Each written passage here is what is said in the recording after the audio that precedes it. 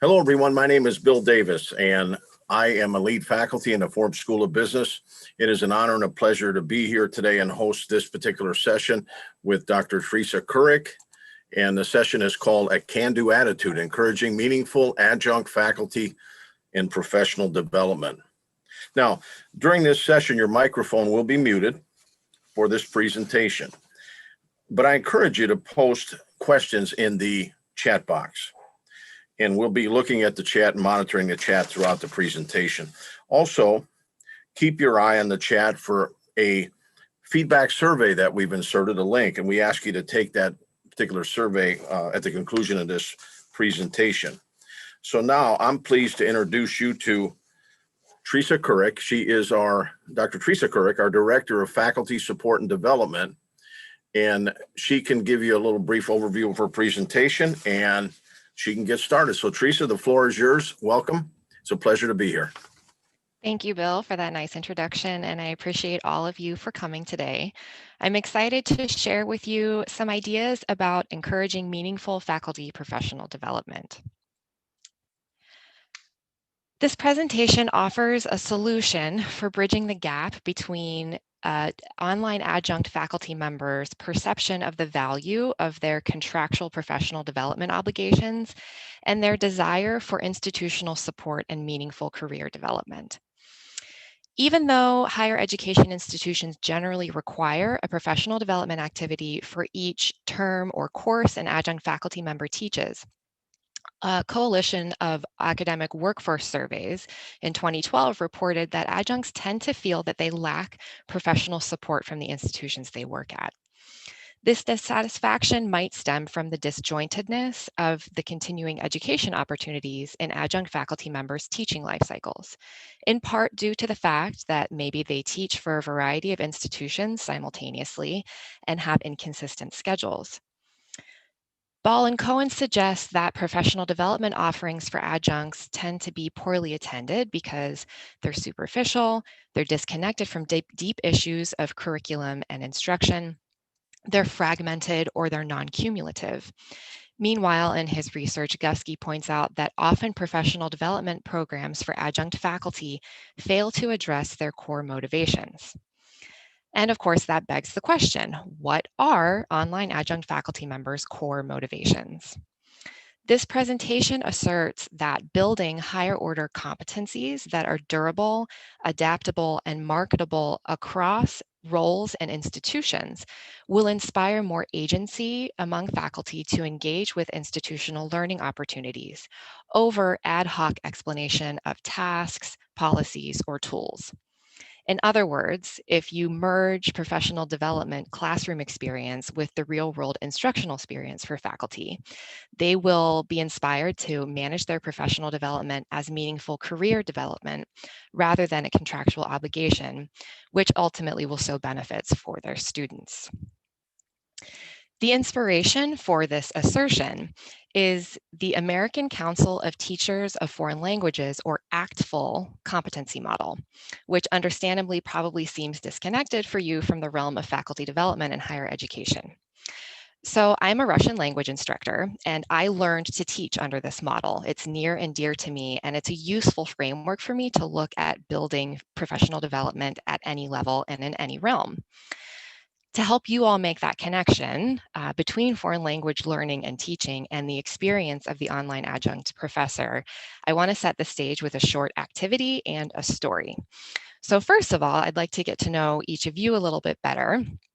I'm curious and ask you to please post in the chat. Do any of you speak a second language? Or have you studied a second language either in school or in another country? Post in the chat what language that is. I'm curious to see.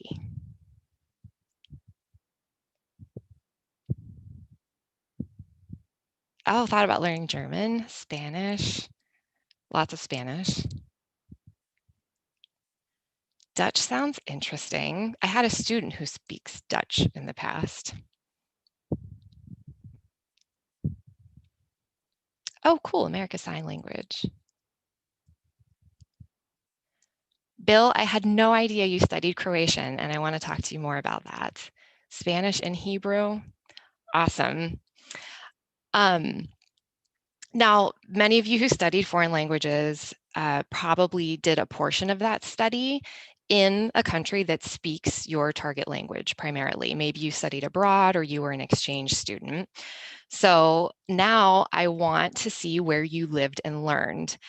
If you click on the drop-down menu in the View Options box at the top of your Zoom screen, you'll see an Annotate option. Click on that option and select a shape and place it on this world map as close as possible to where you studied abroad, or let's say even where you traveled abroad, because I think that is an important element of this point. So I'll go first, and I haven't tried this in a long time, so I'm going to choose a stamp. And I studied for a while in the Czech Republic, which is going to be complicated because it's a teeny country, but you get the gist. So if you can find that annotate, go ahead and choose a shape and show us where you studied abroad or you traveled abroad. If you cannot find it, I'm sorry. At least you can see my star on the Czech Republic.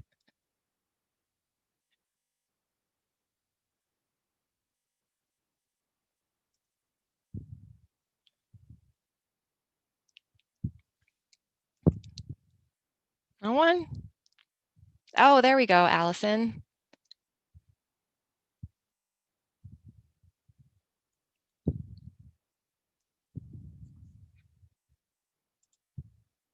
That was an oops. Well, we'll just tell everyone you studied in Turkey. Okay. Well, why am I interested in where you studied a foreign language and whether you studied a foreign language at all? It's because the experience of a language learning student in the classroom, drilling vocabulary and doing grammar exercises, versus the experience of a study abroad student who's thrust into the unmediated real world of fast-talking native speakers is a useful allegory for the experience of an online adjunct instructor who maybe indifferently chooses a professional development activity to fulfill required professional development hours, and then feels lost and alone when he or she faces a complicated real-world classroom situation. There's a story from my time studying abroad in the Czech Republic that articulates this comparison and also is pretty funny, so I'm happy to share it with you. So one weekend, while I was studying at Palacký University in Olomouc, Czech Republic, my students and I were enjoying a beautiful outdoor festival in the foothills of the Tatra Mountains in Moravia. We all had just gone on a huge hike, so we were tired and hungry, and one of my students was salivating after this big, delicious corn on the cob that I had just bought from a food stand. He asked me where the food stand was, so I pointed it out to him. And fresh from having drilled food-related vocabulary in the week before in class, he marches off confidently to order himself corn on the cob. And he was gone for a really long time, and I started to get a little worried. But when I saw him walking back towards our group looking pretty confused and very disappointed, I saw what had happened. Instead of holding a corn on the cob, he was negotiating this huge full roasted chicken on a stick. So in Czech, the word for corn and the word for chicken have the same root, so they sound very similar. And for my student, knowing the words in class that he could check off his list was one thing, but it was difficult for him to apply that knowledge in context. He hadn't been able to connect the individual task of knowing a vocabulary word to the communicative process of making a request in the real world. Often the same can be said for adjunct faculty who complete a required knowledge check on, say, an institutional policy, but then fail to address it or misapply it when communicating it with students. Technically, they've been trained on the policy, but they're unable to connect that training to the classroom, and when that happens, they might feel unsupportive. ACTFL offers a solution to the detachment of ad hoc tasks or learning activities and higher order application of skills in the real world via their can-do statements. Of course, drilling exercises and successfully completing finite tasks are important steps on the road toward mastering vocabulary and grammar forms. And the can-do statements address that, but they approach this fact with an eye for achieving a higher order objective, which in the case of language learning is being able to communicate clearly. ACTFL defines can-do statements as indicators of what learners demonstrate or can do consistently over time in a variety of situations in each language modality and related subcategory. The modalities for language learning are interpretive, i.e., can a student interpret and analyze what is directly and indirectly communicated to them? Interpersonal, so is a student able to interact with people, to share their reactions, ask questions, share their feelings, etc. And presentational. Can a student explain, persuade, and inform using the appropriate tone and media for a variety of audiences? The skills associated with those modalities are listening, reading, and speaking or signing for those of us who studied American Sign Language. Can-do statements align indicators of skills for each of these modalities according to proficiency benchmarks.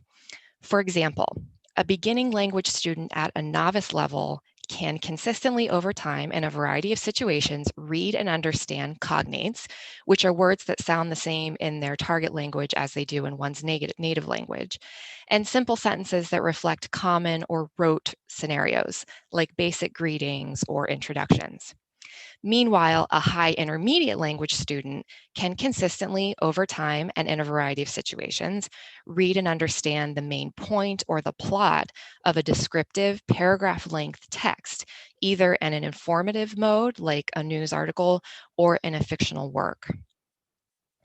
Can-do statements tout several curricular advantages, like flexibility to accommodate institutions or State Department of Education requirements and guidelines. But the key to can-do statements appeal to professional development for higher education and online adjunct faculty is twofold. First, they are descriptive rather than prescriptive. They are not meant to be used for grading, scoring, or official evaluation. And because of this, they support a learner's personal goal setting and self-assessment. Indeed, several studies of can-do statements have focused on how they motivate learners to engage with their own learning process.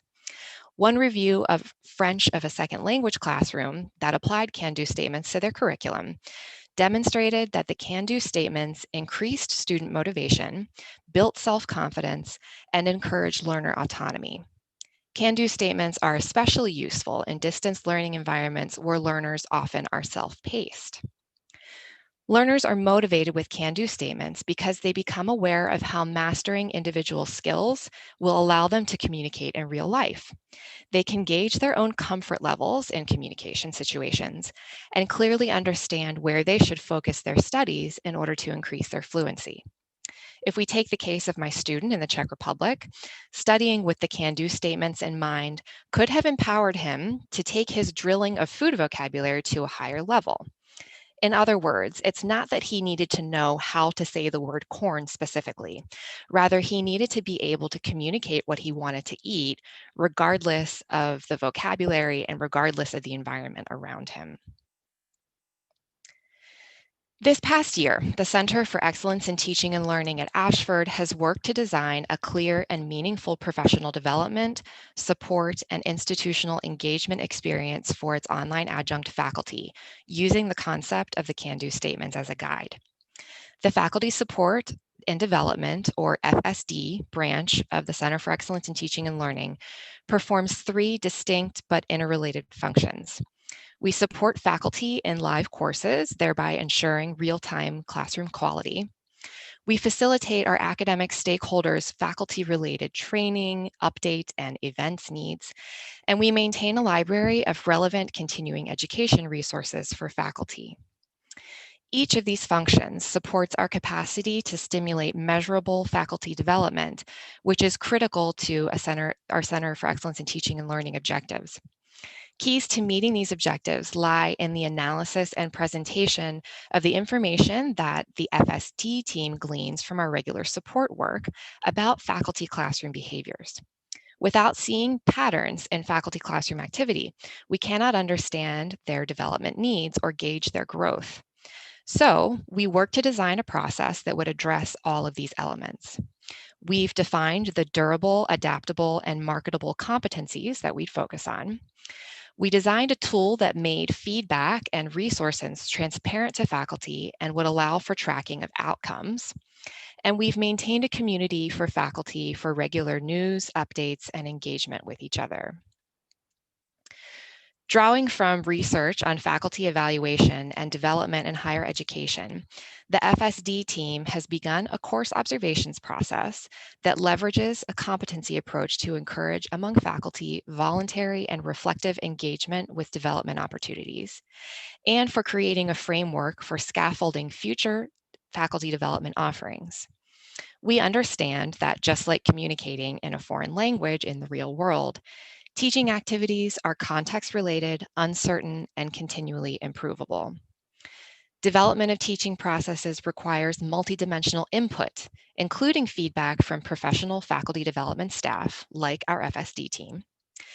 That peripheral competencies, like advising, administration, and usage of learning technology, could have a bigger influence on the process of enhancing online learning than content expertise alone.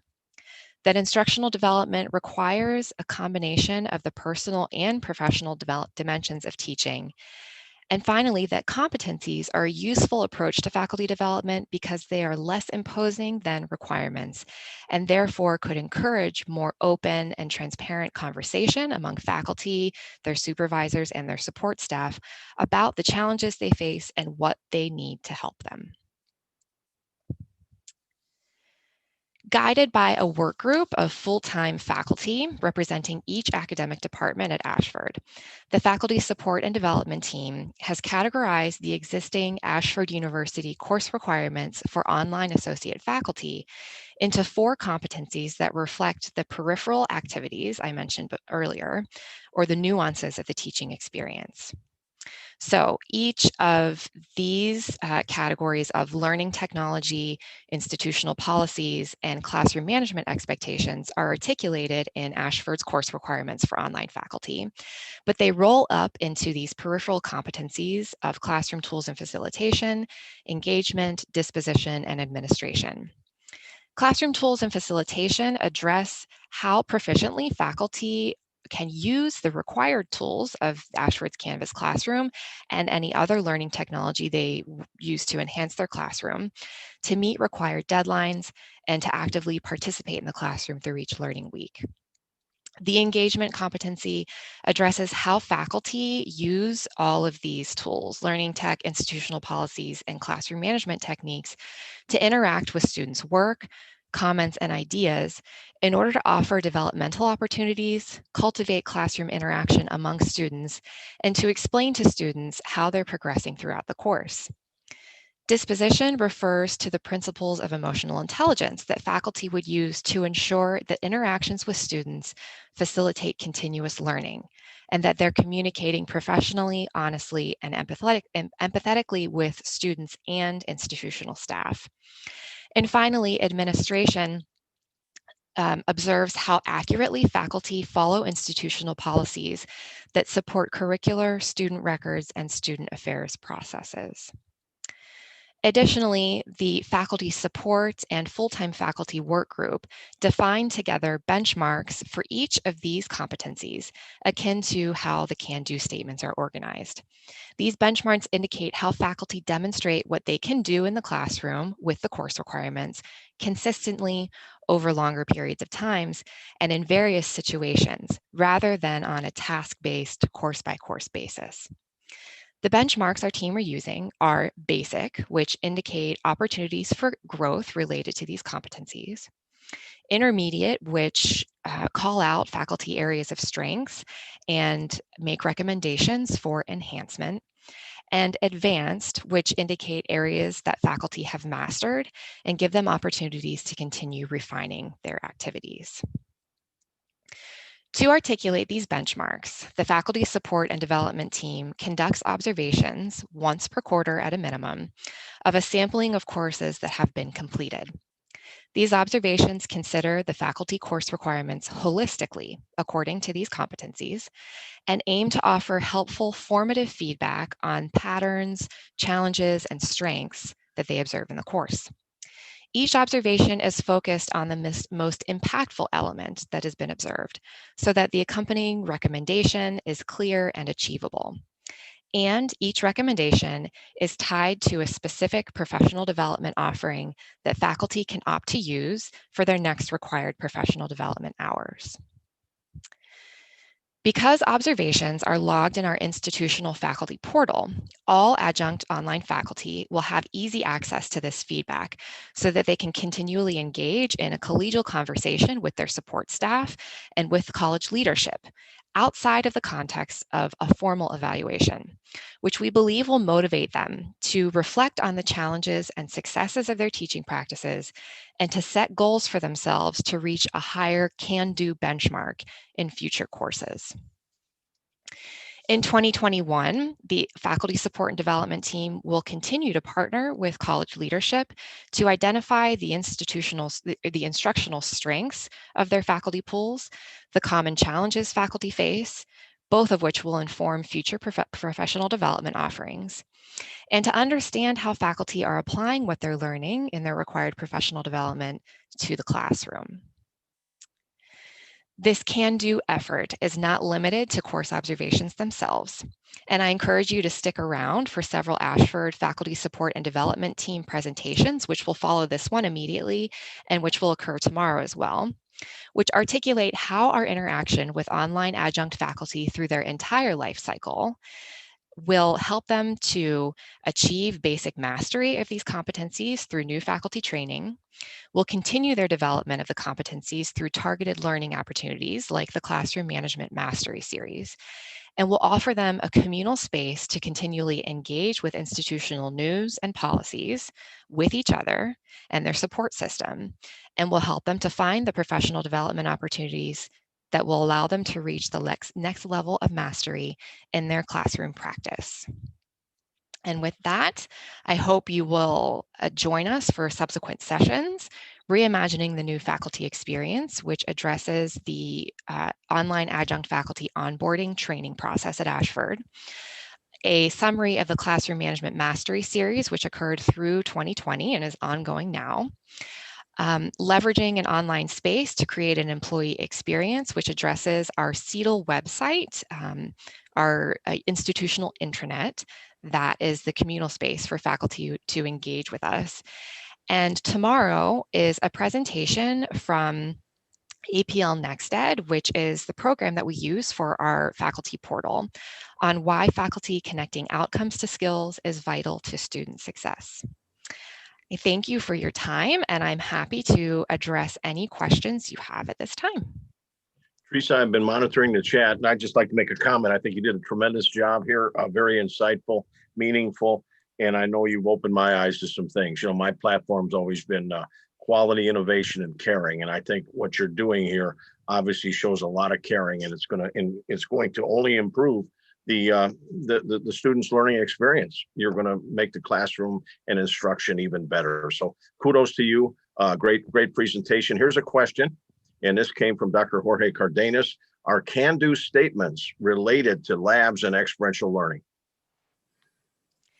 Yes, Jorge, they are. So I posted in one of my slides the link to the ACTFL website that articulates the can-do statements in more detail.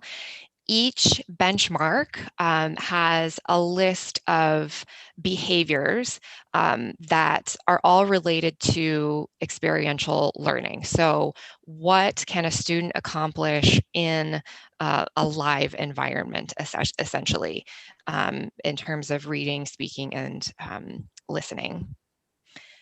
Very nice. Thank you, Teresa. And we have another question here from McKenna Ryden. Do can-do statements have any effect on learning retention? I would argue yes, McKenna, because the underlying intent of can-do statements is to measure what a learner can do consistently and over a long period of time.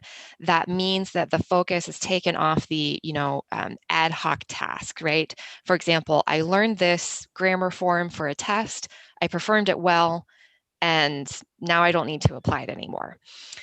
The idea is that the can-do statements will take the information from these ad hoc tasks and build them up to regular performance. So in the case of language learning, this is building students' fluency, right? No matter what situation they're in, no matter who their interlocutor are, they will be able to use these skills consistently, which I think speaks to knowledge retention. Okay, and Teresa, we're doing good on time here. We've got 6 minutes left, so I'm going to go ahead and just give you one more question, and it Okay. comes from Dr. Cardenas again. So how are faculty involved in professional development, content development? Jorge, this is an excellent question, and I'm glad you asked it because this is another objective of the CEDL and the faculty support and development teams as we are refining all of our processes. A lot of professional development at Ashford historically has revolved around specific course requirements and institutional policies. But now that we are trying to think bigger picture about instructional competencies, both related, both on a broad scale, regardless of the content one teaches, and also discipline specific, we have been integrating faculty feedback and have been supporting faculty-driven professional development opportunities throughout the past year. A few examples are the quarterly colloquium series that each college is presenting. So these are faculty-driven learning opportunities that connect specific disciplines to classroom situations. For example, the last one for Forbes last month was specifically about ethics in the classroom. Also, the Classroom Management Mastery Series for each of its sessions has combined an element of learning technology, CEDL expertise on the learning tech, and a faculty member's insights on how to apply it practically in the classroom.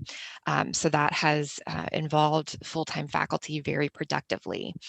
Our goal with our refined course feedback system that is soon to be available in the faculty portal is to be able to continue to track the effectiveness of our existing professional development opportunities and use this to engage in conversations with our academic stakeholders in the college to collectively determine what are our faculty's needs and how can we address them together, both from an angle of content expertise and from an angle of instructional expertise. So I think that's a point where we can only continue to grow.